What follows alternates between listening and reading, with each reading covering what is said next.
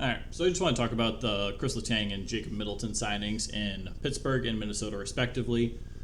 With these signings, Pittsburgh has the remaining cap space of $15.3 million. Minnesota has a remaining cap space of $14.93 million.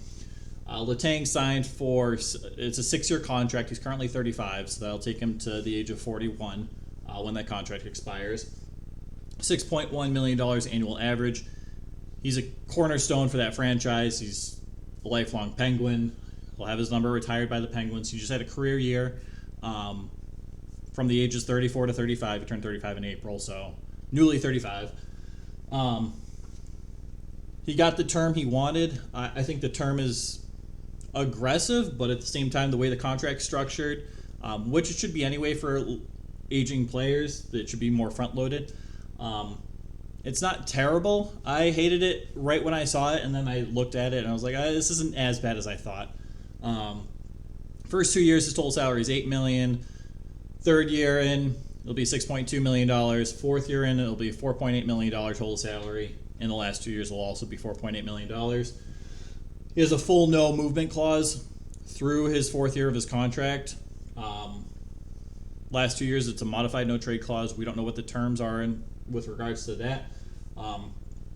The front-loaded contract means you're more able to move that contract or buy it out or whatever may need to happen should Letang decide to retire or have a season-ending injury. You can usually put that on LTIR, long-term injury reserve list. But at least you have options with the front-loaded contract with Letang. You're not paying him a top-line defenseman salary when he's 41 years old. The cap hit will be up there still, but that's because the cap has to spread out over the term of the contract. Notable UFAs, kind of really Pittsburgh's needs offense. Their UFAs: Malkin, Danton Heinen, Kasperi Kapanen, Raquel, and Evan Rodriguez. So a lot of key pieces you have to sign with really not that much cap space to sign all these guys. They're going to have to make something work. They're not going to sign all these guys. They can't afford them.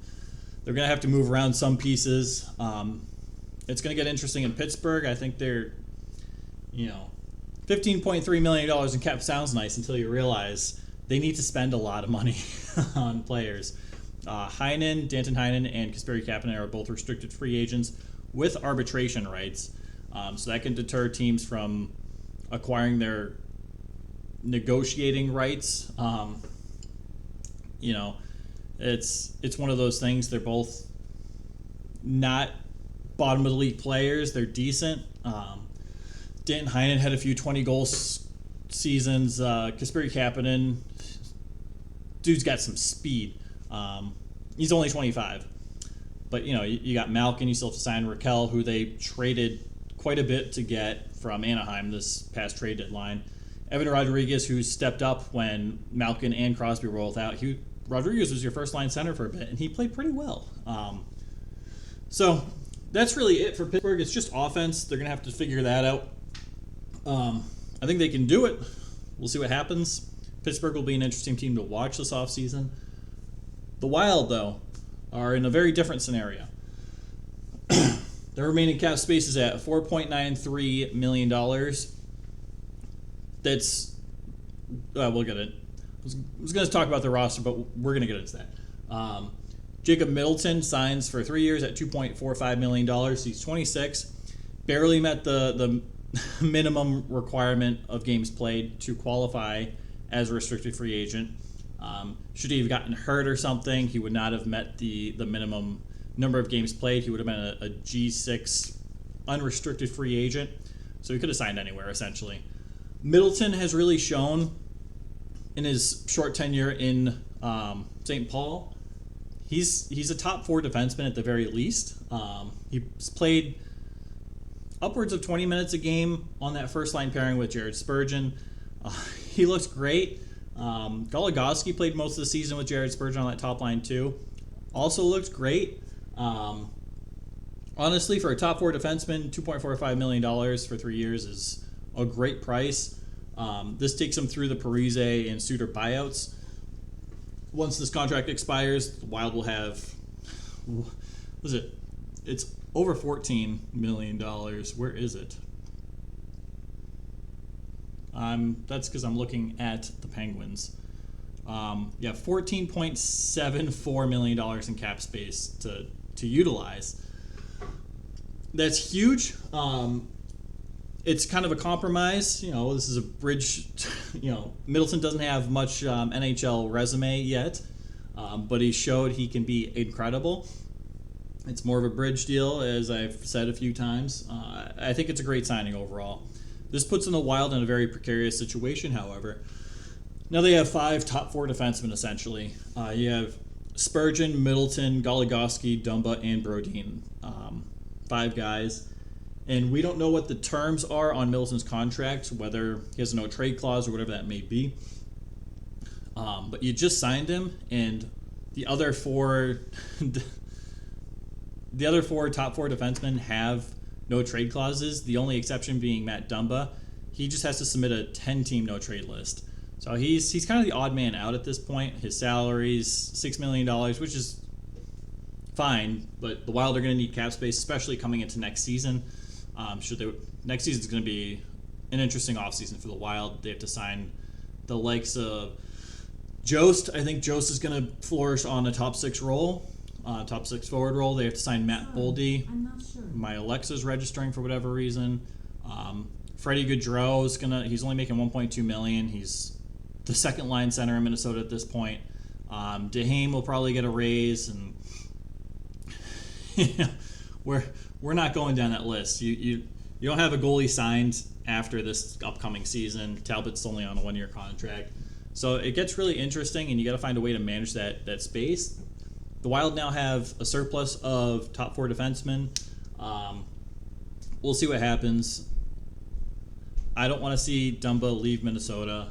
I really don't. He's great for the locker room. He's a great guy. He's one of those leaders. He brings more than just defense and stats to a team.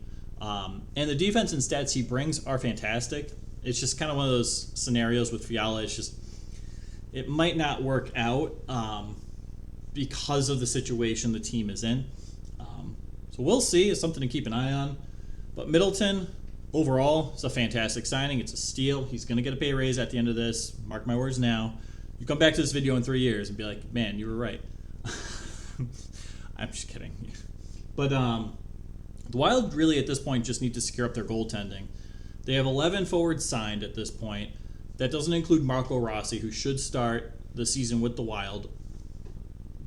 Probably 4th line center to start off, and he might move up to 2nd line center. We'll see.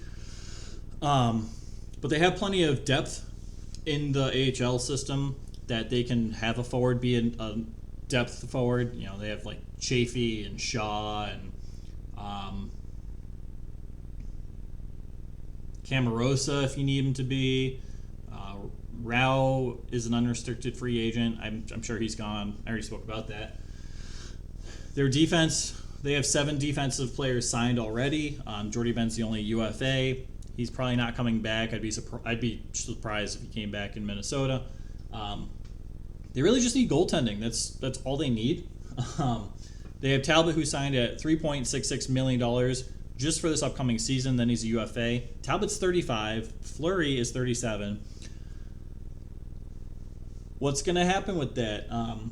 As I've said, I think the Wild need to make a big effort to go out and get John Gibson.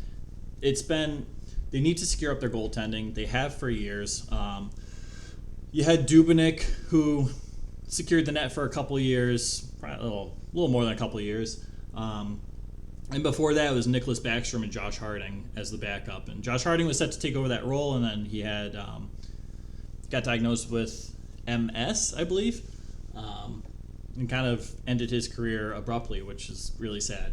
So they need to figure out their goaltending situation. I don't think at this point the Wild will get John Gibson. I'm sure the Devils are in the talks with Anaheim and getting John Gibson, maybe for that 2nd overall pick in the draft. We'll find out tonight if that's involved. But the Devils are kind of in a similar situation where they're set. They have a lot of young talent. They just need to figure out their goaltending, and the Devils have pieces to trade as well, and they have that 2nd overall pick, which is very lucrative. So we'll see. Next year for the Wild is going to be a lot more difficult.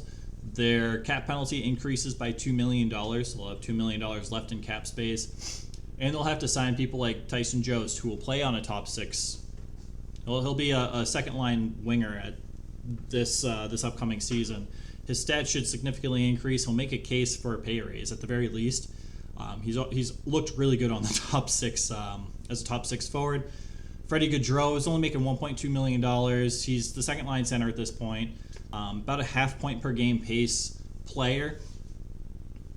He might command a fairly decent pay raise. You have Matt Boldy, who's still on his entry-level contract. He's going to command a pay increase. Duhaime might get up to $1 million. It'll be a slight pay increase. We'll see with Duhaime. So it gets interesting next year. So I think they need to kind of start being proactive and figure out their cap space now, but also have that security in, like, say, net. You have your defense kind of shored up for a bit. You're gonna have to figure it out next year. So perfect time to start is now. So we'll see what happens. Just two interesting contracts. People are moving in the hallway, so it's like noise. But that's it. And thanks for watching, guys.